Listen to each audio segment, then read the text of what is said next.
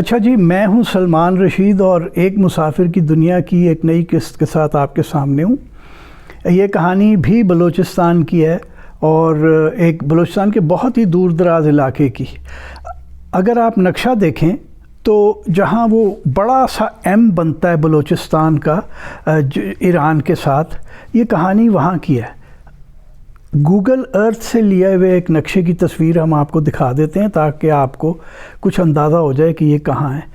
یہاں ایک آبادی ہے چھوٹی سی، ایٹلس آف پاکستان کے اندر تو اس کو لکھا ہوا ہے قلعہ لادگشت، لیکن عام طور پہ وہ پورا علاقہ ماشکیل کے نام سے جانا جاتا ہے۔ یاد رہے کہ ایک ماشکے وادی اوران کے شمال میں نارتھ میں بھی ہے، لیکن یہ ماشکیل ہے۔ تو یہاں 1996 نومبر میں میں 2 صاحبان کے ساتھ گیا تھا، کامل خان ممتاز صاحب جو کہ بہت مشہور آرکیٹیکٹ ہیں اور آرکیٹیکچرل ہسٹورین ہیں، اور اکسی مفتی جو اس زمانے میں لوک ورثہ کے ڈائریکٹر ہوتے تھے۔ تو ہم تھے مہمان وہاں پہ اسسٹنٹ کمشنر صاحب بہادر کے، ان کے گھر میں ٹھہرے ہوئے تھے۔ تو ایک شام، پہلی شام تھی ہماری، کو 4 بجے کا وقت ہوگا، وہ ایک نوجوان آیا۔ تو وہ جو اے سی صاحب تھے، میں ان کا نام بھول گیا، انہوں نے کہا جی یہ ایران سے آیا ہوا ہے۔ اور تب ہمیں پتہ چلا کہ ایران اور پاکستان کی سرحد کے اوپر اس طرح ہے کہ آپ اسسٹنٹ کمشنر سے اور ایران والے اپنے وہاں کے جو کورسپونڈنگ افسر ہوتا ہے اس سے وہ ایک صرف راہداری لیتے ہیں، کاغذ پہ لکھوا لیتے ہیں کہ جناب ہم پاکستان جا رہے ہیں، یا ہم ادھر والے لکھوا لیتے ہیں کہ ہم ایران جا رہے ہیں، اور آپ 10-15 دن ایران میں گھوم پھر کے بغیر پاسپورٹ ویزا کے آ سکتے ہیں۔ تو وہ وہاں سے کسی کام کے سلسلے میں آیا ہوا تھا۔ تو کامل صاحب، چونکہ ہم لوگ پرانی عمارتیں ڈھونڈنے اور دیکھنے گئے تھے، تو کامل صاحب کو ہوا کہ ایران میں کیسا آرکیٹیکچر ہوتا تھا 14ویں 15ویں 16ویں صدی میں، تو وہاں کوئی پرانی ہے؟ اس نے کہا ہاں جی وہ ہمارے پاس بھی ہے یہ وہ۔ تو کامل صاحب نے اور اکسی مفتی نے کہا کہ چلو چلو۔ اے سی صاحب نے کہا جی ٹھیک ہے، آپ کو میں دے دیتا ہوں راہداری، آپ لوگ بھی جائیں سارے۔ اچھا، اب کامل صاحب نے بھی اور اکسی نے دونوں نے شلوار کرتا پہنا ہوا تھا، میں واحد تھا پتلون والا۔ تو وہ جو ایران سے آیا ہوا تھا نا، وہ مجھے دیکھ کے کہتا ہے تم ایسے نہیں جا سکتے ہو۔ اردو اچھی بھلی بولتا تھا، تم ایسے نہیں جا سکتے۔ میں نے کہا کیوں، ایسے کیا؟ کہتا ہے شلوار قمیض پہنو ان کی طرح پھر جا سکتے ہو۔ میں نے کہا میں ایسی کی تیسی تمہاری، میں نہیں جا سکتا، یہ کیا بات، مجھے کوئی شوق نہیں ہے جانے کا۔ اور میں نے اسے خاصی سنائی تو کامل صاحب نے مجھے آہستہ سے کہا یار تو ہمارا کام کیوں جیپرڈائز کر رہے ہو بھائی، چپ کرو۔ خیر میں چپ ہو گیا۔ تو وہ ان کا تو جانے کا طے ہو گیا۔ تو میرا تو چونکہ کام ختم ہو گیا۔ وہ ماشکیل کے اندر کچھ قبریں ہیں جن کا ایک بار ہم آپ کو پھر کبھی ذکر سنائیں گے تصویروں سمیت۔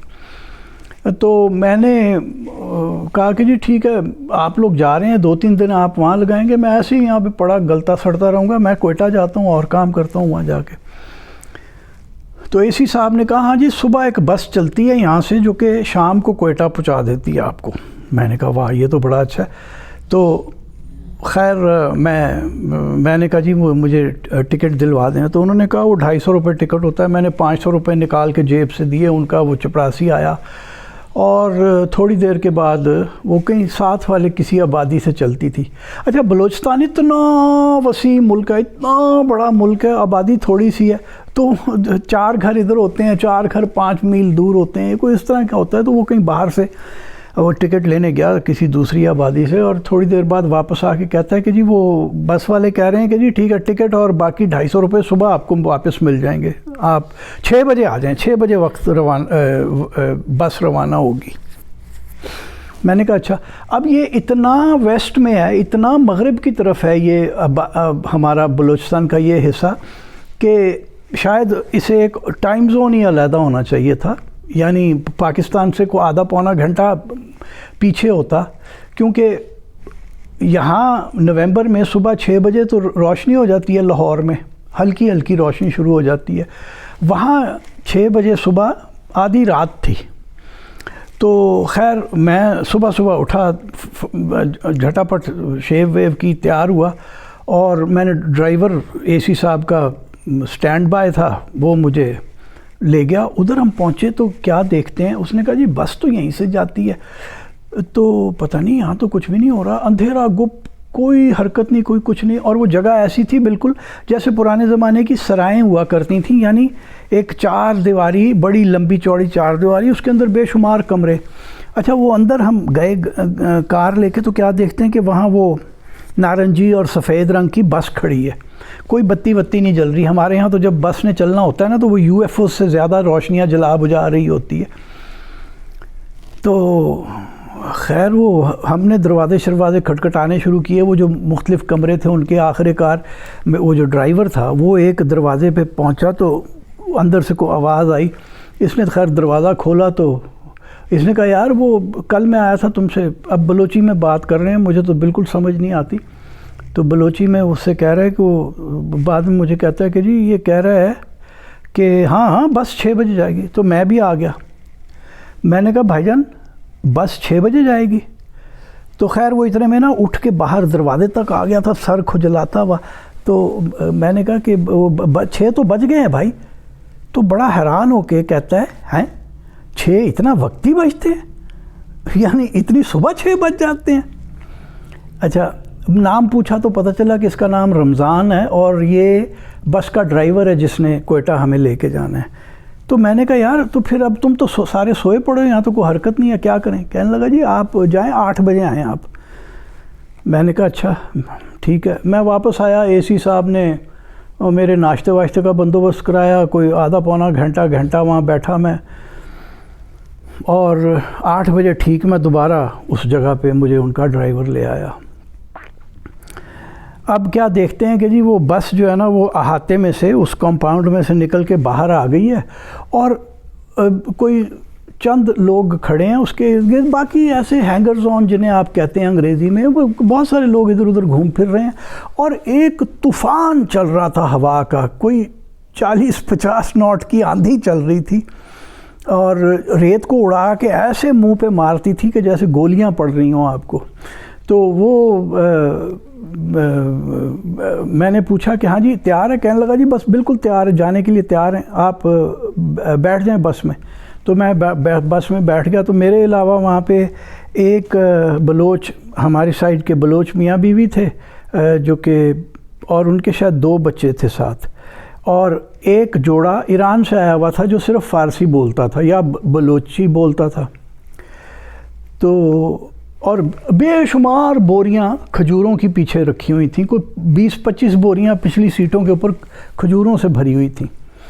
تو خیر اب کوئی ہم آدھا گھنٹہ ادھر بیٹھے ہوں گے. اس کے بعد حکم ہوا کہ جناب سارے اتر آئیں مرد اور بس کو دھکا دیں. خیر ہم نے دھکا دیا, وہ بس سٹارٹ ہو گئی. تو اس نے نکالی, سڑک کے پار ایک اور احاطہ تھا اس میں گھسا دی. وہاں جا کے ڈیزل بھرنے کا مرحلہ شروع ہو گیا. اور یہ ڈیزل وہ تھا جو ایران سے اسمگل ہو کے آتا تھا, سستا ملا کرتا تھا. وہ پمپ ہاتھ سے چلا رہے ہیں, کوئی آدھا گھنٹہ اس میں لگ گیا. خیر ڈیزل بھر گیا اور انہوں نے بس باہر نکالی. اب رمضان کے ساتھ 5 کنڈکٹر تھے, جن کا چیف کنڈکٹر جو تھا نا اس کا نام تھا جیلانی, بڑا باتونی آدمی تھا, اور یہ سب بلوچ تھے, بڑے پکے بلوچ لوگ تھے. تو خیر وہ انہوں نے بس باہر نکالی, اور میں نے کہا کہ بس صحیح ہے اب ہم چلنے والے ہیں, لیکن لا کے پھر کھڑی کر دی. تو میں نے کہا بھائی اب کیا؟ کہتا حاجی صاحب آ جائیں. میں نے کہا حاجی صاحب کون ہیں؟ کہ جی حاجی صاحب بس کے مالک ہیں. اور آپس میں اور میرے ساتھ جو وہ کچھ انہوں نے باتیں کی, اس کا کچھ مطلب یوں سمجھ میں آیا کہ حاجی صاحب جو ہیں انہوں نے بھی ساتھ کوئٹہ جانا ہے. خیر ہم بیٹھے رہے, اتنے میں ایک گاڑی آئی, شور مچا, حاجی صاحب. تھکی ہوئی سی جیپ میں سے حاجی صاحب اترے اور آ گئے دروازے کے ڈرائیور سیٹ کے ساتھ. رمضان آدھا باہر لٹک گیا. اب دونوں آپس میں گفتگو کر رہے ہیں لمبی چوڑی. اب مجھے خیر کچھ بھی نہیں سمجھ آئی, مجھے کیا پتہ کیا باتیں کر رہے ہیں. خیر اس کے بعد حاجی صاحب نے جیب سے نوٹوں کی اتنی بڑی ایک گڈی نکالی اور اس کو گننا شروع کیا, اور باتیں بھی کرتے جا رہے ہیں, گن بھی رہے ہیں, جو کہ میں نہیں کر سکتا. تو جب گن لیے سارے نوٹ تو وہ انہوں نے رمضان کو دیے. رمضان نے وہ سارے نوٹ گنے, اس کے بعد اس نے واپس حاجی صاحب کو کر دیے. حاجی صاحب نے ایک بار پھر گنے سارے نوٹ اور پھر دوبارہ گن کے اس میں سے کچھ نوٹ گن کے وہ انہوں نے رمضان کو دیے سفر خرچ کے لیے. اب کہتے ہیں جی بس اب تیاری ہے. اچھا وہ مجھے فکر یہ تھی کہ ان دنوں میں حالات اچھے نہیں تھے کوئٹہ کے. رات کو 8 بجے کے بعد آپ کو کوئٹہ میں کوئی پبلک سواری نہیں ملتی تھی, کوئی رکشہ ٹیکسی نہیں ہوتی تھی, بسیں تو چلتی نہیں ہیں, رکشہ ہی ہوا کرتے تھے, تو وہ کچھ نہیں ملتا تھا. اور میں نے جس جگہ پہنچنا تھا مجھے فکر تھی کہ میں پھر سڑکوں پہ ساری رات پھرتا رہوں گا یا کہیں کسی کے گھر میں کہیں باہر بیٹھ جاؤں گا, کیا ہوگا. اور ٹھنڈ شدید ہو چکی ہوئی تھی وہاں ماشکیل میں بھی اور کوئٹہ میں تو خیر زیادہ تھی. اچھا تو حاجی صاحب کہنے لگے نہیں کوئی فکر نہیں کرو, 8 بجے سے پہلے ہم تمہیں 6 بجے کوئٹہ پہنچا دیں گے. تو میں نے کہا ہاں یہ باتیں تو میں پہلے بھی سن چکا ہوں. خیر وہ انہوں نے نوٹ گن کے دے دیے اور کہا کہ چلو نکلو. تو رمضان نے یک ٹائر کا ذکر کیا, تو اتنا سا مجھے سمجھ آیا کہ ٹائر کا کوئی مسئلہ ہے. تو پتہ چلا کہ ایک ٹائر جو کل پنکچر ہو گیا تھا وہ ساتھ والے گاؤں میں پنکچر ہونے کے لیے دیا ہوا ہے, بننے کے لیے. تو وہ اب کہ گاڑی بھیجو, گاڑی حاجی صاحب کی گاڑی بھیجو, وہ ٹائر لے کے آئے. میں حیران ہوں کہ یہ سارے کام بیک وقت کیوں نہیں ہو رہے تھے کہ ڈیزل ڈل رہا ہے, وہ کوئی ٹائر لینے گیا ہوا ہے, نہیں کوئی, کیونکہ وہ وقت کا تو کوئی چکر ہی نہیں ہے. تو خیر وہ بندہ ٹائر لینے چلا گیا ایک, وہ آدھے گھنٹے بعد آیا. اس دوران میں ہم لوگ سارے بیٹھے بیٹھے بس میں تھک چکے تھے, تو انہوں نے ہمیں ایک کمرے میں بٹھا دیا جس کا دروازے میں وہ اتنی دراڑیں تھیں کہ باہر کم آندھی چل رہی تھی, اندر زیادہ چل رہی تھی. بہرحال جی وہ کچھ 10 بجے کے لگ بھگ وہ واپس آیا اور 10 بجے ہم چلنے کے لیے بالکل تیار ہو گئے اور ہم ایکچولی چل پڑے. اور جناب رمضان نے دھنا دھن گاڑی دبانی شروع کی ہے ایک نارتھ ایسٹرلی ڈائریکشن میں, یعنی شمال مشرقی سمت کے اندر اس نے اپنی بس دبانی شروع کی ہے. راستہ تو کوئی نہیں تھا, سڑک تو کوئی نہیں تھی, بس کچا راستہ تھا اور ٹائروں کے نشانوں سے پتہ چلتا تھا کہ آپ نے ادھر ہی جانا ہے. خیر وہ اور سورج مشرق کی طرف اس قسم کا تھا کہ آپ اس کی طرف باقاعدہ دیکھ بھی لیں تو آپ کی آنکھوں کے اوپر کوئی نقصان دہ اثر نہیں پڑ سکتا تھا. وہ سورج میں جان ہی کوئی نہیں تھی کیونکہ ہوا میں ریت اور مٹی اتنی زیادہ تھی. خیر وہ گاڑی کی دھڑ دھڑ اور وہ سارا اور رات کی ساری بے آرامی, تو میں سو سا گیا اور 2 گھنٹے میں سویا رہا. تو ایک آواز میں جگا دیا مجھے کہ چلو بھائی ناشتہ روٹی کا وقت. پتہ نہیں یکمچ ہم پہنچے تھے یا دال بندین پہنچے تھے, اور وہاں انہوں نے ایک وہ ڈھابے کے باہر گاڑی کھڑی کر دی اور میں نے بھی سب کے ساتھ روٹی کھائی. وہ تو گوشت پھاڑ رہے تھے, میں ان دنوں میں ویجیٹیرین ہوتا تھا. انہوں نے چنے کی دال بھی بنائی ہوئی تھی, میں نے کھائی, اور وہ زندگی کی سب سے بے مزہ چنے کی دال تھی. ایک بار اور ماش کی دال مری کے پاس کھائی ہے, وہ بھی اتنی ہی بے مزہ تھی. تو خیر وہ کھا کے ہم پھر چل پڑے. اب کوئی 1 بج رہا تھا دوپہر کا یا 2 بج رہے ہوں گے. اچھا آپس میں وہ کچھ باتیں کر رہے تھے جس سے مجھے سمجھ میں آئی کہ کوئی خرابی ہے بس کے اندر. جب کچھ یہ کھٹکا سا ہوا کہ بس میں کوئی خرابی ہے تو میں نے جیلانی سے پوچھا, میں نے کہا بھائی کیا چکر کیا ہے, بس کو کیا ہے؟ تو اس نے کچھ نہ بتایا. میں آگے اٹھ کے گیا رمضان کے پاس, تو کہتا ہے کہ اس کا جو آلٹرنیٹر ہے وہ کام نہیں کر رہا, تو ابھی تو یہ چل جائے گی بیٹری میں جتنی طاقت ہے, اور چونکہ اس میں تو سپارک پلگ نہیں ہوتے ڈیزل میں, تو یہ چل جائے گی. دھکا بھی اسی لیے لگوایا تھا کہ بیٹری کمزور ہے, لیکن رات کا سمجھ نہیں آ رہا کہ ہم اندھیرے میں کیا کریں گے. اچھا تو خیر اب چلتے جا رہے ہیں. کہیں دال بندین اور نوشکی کے درمیان, جو کہ کافی فاصلہ ہے ایک دوسرے سے, میرا خیال ہے 150-200 کلومیٹر سے زیادہ کا ہوگا, ہلکا ہلکا دھندلکا شروع ہوا نا, اندھیرا پڑنا شروع ہوا. تو اتفاق سے کوئی ایک سوزوکی جیپ نے ہمیں اوورٹیک کیا, تو رمضان نے اس کے پیچھے لگا دی. اب وہ بھی جا رہی ہے اور ہم بھی دھڑ دھڑ اس کے پیچھے لگے ہوئے ہیں، کیونکہ اس نے بتیاں جلائی ہوئی تھیں، ہم بغیر بتیوں کے تھے تو اس کی روشنی میں ہم چل رہے تھے۔ اس دوران میں ہم گزرے جنہیں راسکو کا پہاڑ کہتے ہیں، اور وہ بعد میں تو چاغی کے پہاڑ کے نام سے مشہور ہو گیا۔ اور وہ اب سنیے یہ بات جو اصل میں غور کرنے کی ہے کہ یہ نومبر کے شروع کے دنوں کی بات ہے، 1996۔ تو جیلانی جو ہے نا وہ آیا میرے پاس بیٹھا اور ادھر ادھر دیکھا اس نے، اور حالانکہ کون تھا، 3 تو بندے 4 بندے پیچھے بیٹھے ہوئے تھے جنہیں شاید اردو بھی نہیں آتی تھی۔ مجھے کہتا ہے وہ جو تمہارا کہوٹا ہے نا وہ سارا خالی ہو گیا، سارا بم لا کے انہوں نے ادھر پہاڑ میں راسکو میں چھپا دیا۔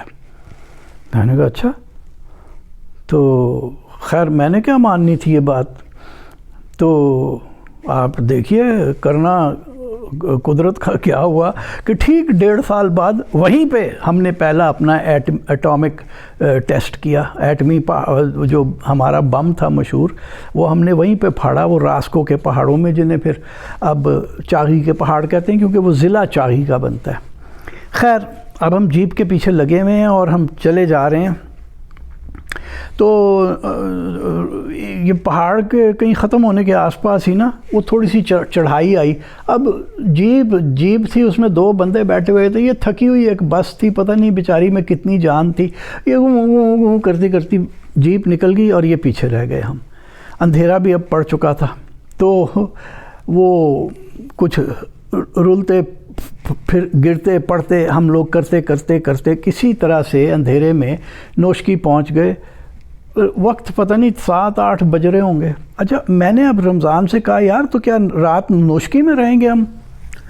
کہنے لگا نہیں نوشکی میں نہیں رہیں گے، ہم نے ایک بات طے کر لی ہے، ہم یہاں سے ٹارچیں خریدیں گے اور وہ ہم بس پہ باندھ کے بمپر کے ساتھ باندھ کے تو نوشکی کے پہاڑوں سے گزر جائیں گے، بس آگے پھر رستہ پلین ہے، پدرا ہے، کوئی مسئلہ نہیں ہے۔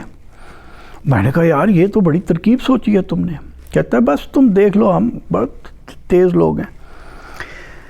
یہ کہہ کے وہ پہلے اس نے نا وہاں باہر ہائی وے کے اوپر ہی کو پوچھا کہ یار کوئی مکینک کی دکان کھلی ہے نہیں ہے؟ اچھا رات کے 7:30 یا 8 بج رہے ہیں یار، سردیوں کے دن ہے، کون کھولتا ہے؟ اچھا شہر میں جائیں جی، آپ کو شہر سے کوئی مکینک مل جائے گا۔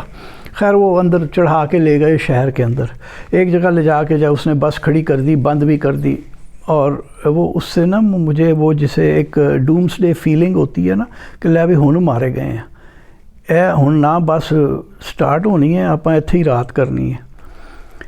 تو یہ اپنا رمضان اور اس کے جو 5 کنڈکٹر دوست تھے یہ سارے اترے اور ٹہلتے ہوئے بازار کی طرف چلے گئے۔ آدھا گھنٹہ گزر گیا، جب یہ نہیں آئے، یہ ٹارچیں خریدنے، اب ٹارچ خریدنے جا رہے تھے، 2 دانے ٹارچ انہوں نے خریدنی تھی۔ تو اب یہ جب آدھا گھنٹہ گزر گیا یہ نہیں آئے تو میں بھی گیا کہ یہ کدھر چلے گئے، کہاں رہ گئے؟ کیا دیکھتا ہوں کہ ایک تندور پہ کھڑے نا سوکھی روٹیاں تازہ تندور سے اتر رہی ہیں، وہ گرم گرم کھا رہے ہیں۔ میں بھی کھڑا ہو گیا، مجھے بھی ایک روٹی آفر کی گئی، میں نے بھی کھانی شروع کر دی۔ اس کے بعد وہ انہوں نے کیا کیا کہ اب آپس میں بلوچی میں بات کر رہے ہیں، مجھے بالکل اگنور مارا ہوا ہے، تو میں نے کہا یار وہ ٹارچیں نہیں خریدنی؟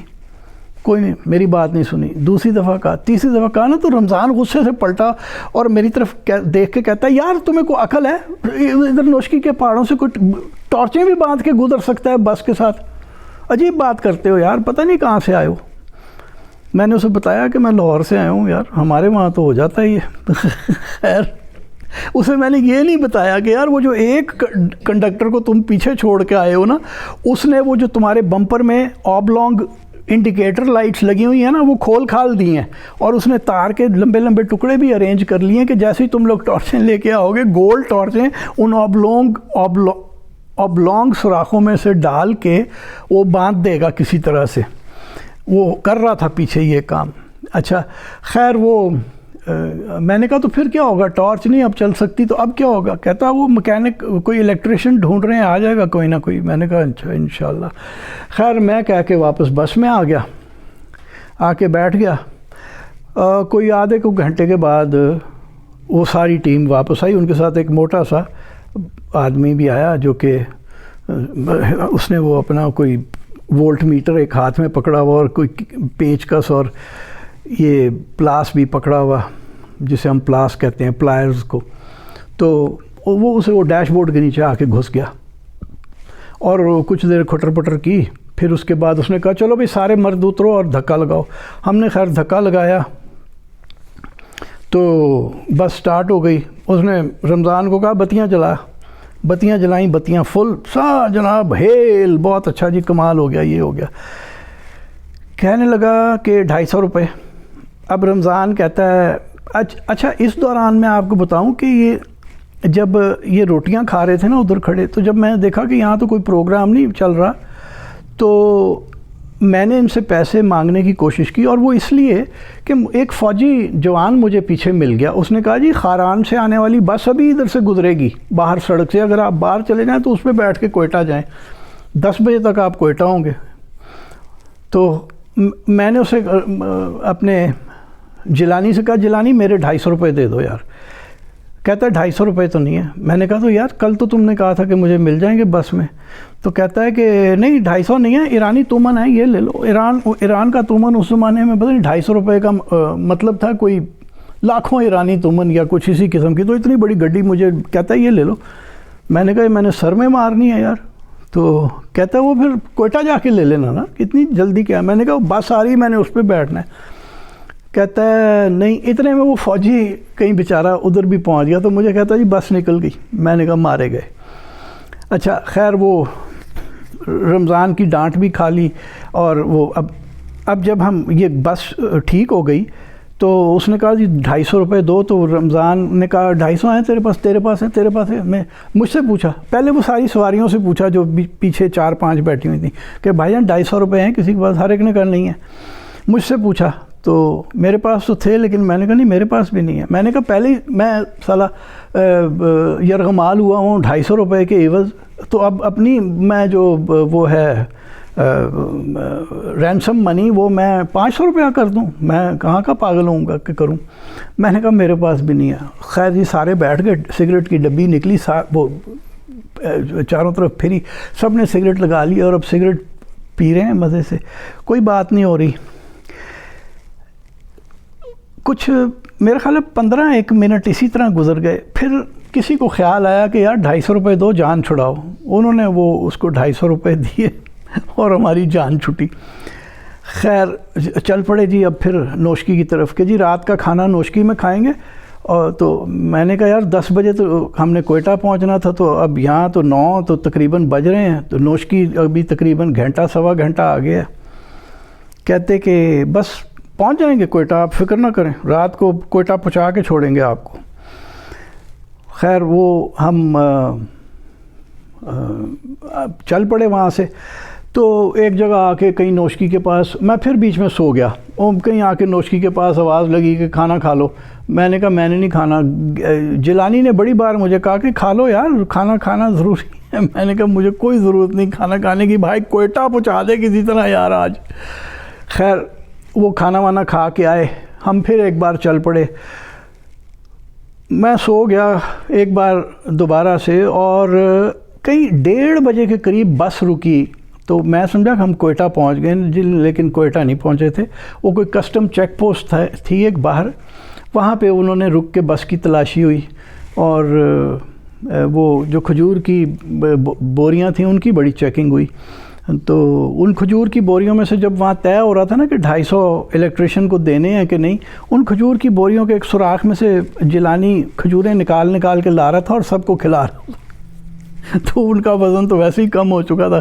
خیر وہ جناب انہوں نے وہاں سے وہ ہم پاس ہو گئے، اور ایک جگہ ہم آئے تو انہوں نے بالکل کوئٹہ کی بتیاں سامنے دکھ رہی تھیں. انہوں نے ایک جگہ بس بائیں ہاتھ رستے سے اتار دی. اچھا وہاں ماشکیل سے چلنے سے پہلے جب میں پریشان تھا نا کہ یار رات 8 بجے سے پہلے کوئٹہ پہنچنا ہے، تو انہوں نے کہا کہ نہیں فکر نہ کرو، اگر رات پڑ گئی تو ریگی بیگ میں ہم تمہیں رکھ لیں گے. تو میں نے کہا یہ کیا ہے؟ کہتا وہ گاؤں ہے. اور وہ گاؤں اپنے یہ رمضان جو ہمارا ڈرائیور تھا اس کا گھر تھا وہاں پہ. خیر ادھر موڑ لی. میں نے کہا یار یہ کدھر جا رہے ہیں ہم؟ تو کہتا ریگی بیگ آ گیا نا، بس رات یہاں کریں گے. رات اب کیا تھی، 3 تو بج رہے تھے صبح کے. خیر وہ وہاں لے جا کے انہوں نے ایک گھر کے باہر کھڑی کر دی. انہوں نے کہا جی سارے بندے، اور دو تین عورتیں تھیں اور باقی ہم 4-5 بندے تھے. تو انہوں نے کہا کہ یہ سارے کے سارے یہاں آپ لوگ اس گھر کے اندر سوئیں گے. اور رمضان اپنی ٹیم کو لے کے چل پڑا. میں نے ایک کو پیچھے سے پکڑ لیا. میں نے رمضان سے کہا بھائی جان ایک بندہ یرغمال ہمارے پاس چھوڑ کے جانا ہے، کیونکہ مجھے پتہ ہے تم لوگ نہیں صبح 6 بجے جائیں گے. میں نے کہا ہاں جیسے 6 بجے کل چلے تھے ویسے ہی 6 بجے آج چلیں گے. کہ نہیں یقین کرو. یہ میں نے کہا نہیں میں نہیں یقین کرتا، ایک بندہ یرغمال چھوڑ کے جا ہمارے پاس. خیر وہ بادل ناخواستہ انہوں نے ایک بندہ ہمارے پاس چھوڑ دیا اور اس کو ہم نے اپنے وہاں سلایا. اب سونا کیا تھا، 1-1.5 گھنٹہ کے بعد میری تو آنکھ ویسے ہی کھل گئی. تو کچھ 6 بجے کے قریب ہلکی سی ایک لکیر روشنی کی پہاڑوں کے مشرق میں جو پہاڑ تھے ان کی طرف نظر آئی. تو میں نے اس بندے کو جگایا، ہلایا تھوڑا سا. میں نے کہا بھائی جان اٹھو ذرا، رمضان کو کہو 6 بج گئے. کہتا ہے تمہارا دماغ خراب ہے، صبح رات کو جگا دیا ہے تم نے. تو میں نے کہا بیٹے 6 بج گئے اٹھ جا اب تو. اس نے اپنی رضائی اوپر کر لی، میں نے رضائی کھینچی، اس نے واپس اوپر کی. وہ ہماری یہ تگ و دو کو 3-4 بار ہوئی کہ میں کھینچتا تھا وہ واپس اوپر کر لیتا تھا. آخر غصے سے اس نے اٹھ کے میری طرف دیکھا. میں آپ کو بتاؤں کہ اگر پنجابی یا پٹھان ہوتا نا میرے پر حملہ آور ہو جاتا. تو لیکن بلوچ اپنی وجہ کے لوگ ہیں. اس نے میری طرف غصے سے دیکھا، پھر بولا کچھ نہیں، اٹھ کے چل پڑا. اور میں نے کہا کہ اے گیا اے ہن مت آیا واپس. لیکن دیکھیے معجزے بھی ہوتے ہیں. تو کوئی 10 منٹ بعد کیا دیکھتا ہوں کہ جیلانی کو لے کے آ رہا ہے، اور میں گھر کے باہر کھڑا تھا، میں تو اندر تھا بھی نہیں. میں نے اپنا وہ سلیپنگ بیگ اور سارا کچھ پیک کر لیا ہوا تھا. اور جیلانی حسب دستور فل مسکراہٹ کے ساتھ 32 کے 32 دانت اپنے دکھاتا ہوا آیا. کہتا یار کیا تمہیں جلدی ہے، وہ بس 6 بجے چلیں گے. میں نے کہا بھائی جان اب 6:15 ہو رہے ہیں، 6 بجے کے چلنے کا تو بس چلتے ہیں نا، بس ابھی ناشتہ کر کے چلتے ہیں. میں نے کہا نہیں یار تو میرے 250 روپے دے، میں ادھر سے رکشہ لے کے کوئٹہ چلا جاتا ہوں. اب وہ کوئٹہ سے ہم کو 20 کلومیٹر جنوب کی طرف تھے. تو میں نے کہتا ہے کہ اچھا، جیب میں ہاتھ ڈالا، وہ پھر تومنوں کی گڈی نکال کے مجھے کہہ رہا کہ یہ لے لو یار. یہ تو میں نے کہا یار وہ یہ پہلے بھی ہم بات کر چکے ہیں، مجھے نہیں یہ چاہیے. تو کہتا ہے کہ اچھا پھر ایسے کرو کہ صبح 10 بجے تم فلاں جگہ کوئٹہ میں ایک سروس اسٹیشن ہے، پیٹرول پمپ اور سروس اسٹیشن ہے، وہاں آ جانا، وہاں میں تمہیں دے دوں گا. تو میں نے ذرا ٹیڑھی نظر سے اس کو دیکھا. میں نے کہا ہاں جیسے کل سے میرے ساتھ ہو رہا ہے یہ بھی ویسے ہی ہوگا، تیرے 10 بھی پتہ نہیں شام کے 4 بجے ہی بجیں گے. کہتا نہیں تم آ کے تو دیکھو یار 10 بجے وہاں ہم ہوں گے. خیر میں وہاں سے نکلا، میں نے رکشہ لیا، میں آ گیا. World wide fund for nature کا میں مہمان تھا، ان کے ریسٹ ہاؤس میں نے ٹھہرنا تھا. تو وہاں میں پہنچا تو ایک برطانوی سائنسدان ان دنوں یہاں پہ کام کر رہا تھا، پیٹر نیل. ہماری لاہور سے دوستی تھی دونوں کی آپس میں. پیٹر بیٹھا ناشتہ کر رہا تھا. خیر میرے پیٹ میں بھی چوہے دوڑ رہے تھے، تو ویسے پیٹر کہتا ہے بیٹھو ناشتہ. تو میں بیٹھ گیا. کہتا کیا کہاں سے آ رہے ہو؟ اور میں نے اسے داستان سنانی شروع کی. آپ یقین کریں کہ پیٹر وہ کھڑا ہو گیا ہنستے ہنستے. کہتا ہے وہ ناشتہ کر رہا تھا، کہتا ہے مجھے لگ رہا تھا کہ میرے سے الٹ جائے گا ناشتہ. تو مجھے کہتا ہے کہ یہ تم لکھو گے اخبار میں؟ تو میں نے کہا یار یہ کیا ایک میزریبل داستان ہے، یہ میں نے کیا اخبار میں لکھنی ہے؟ تو مجھے کہتا ہے no this is one of the finest stories I have heard from you. خیر وہ میں نے پھر اخبار میں لکھی اور وہ بڑی پسند کی گئی. اچھا میں کوئٹہ میں صبح پھر پہنچ گیا وہ 10 بجے، ٹھیک 10 بجے میں وہ جو پیٹرول پمپ کا مجھے پتہ دیا گیا تھا وہاں پہنچا. تو دیکھیے معجزات جو ہوتے ہیں، وہ بس چڑھی ہوئی تھی ریمپ کے اوپر اور جیلانی وہاں کھڑا ہو دیکھ رہا تھا اسے. اور جیسے اس کی نظر میرے پاس چلی، پھر بشاش وہ چہرے پہ مسکراہٹ آیا، نوٹ گنتا ہوا. اور اس بار وہ تومن نہیں گن رہا تھا، وہ روپے گن رہا تھا. اور اس نے مجھے 250 روپے واپس کر دیے. تو وہ جو میں یرغمال ہوا تھا نا، وہ آ کے کوئٹہ میں میری رہائی ہوئی. تو آج کی داستان جو تھی نا، وہ یہ ایک ہیومن سٹوری تھی، بلوچوں کی سٹوری تھی.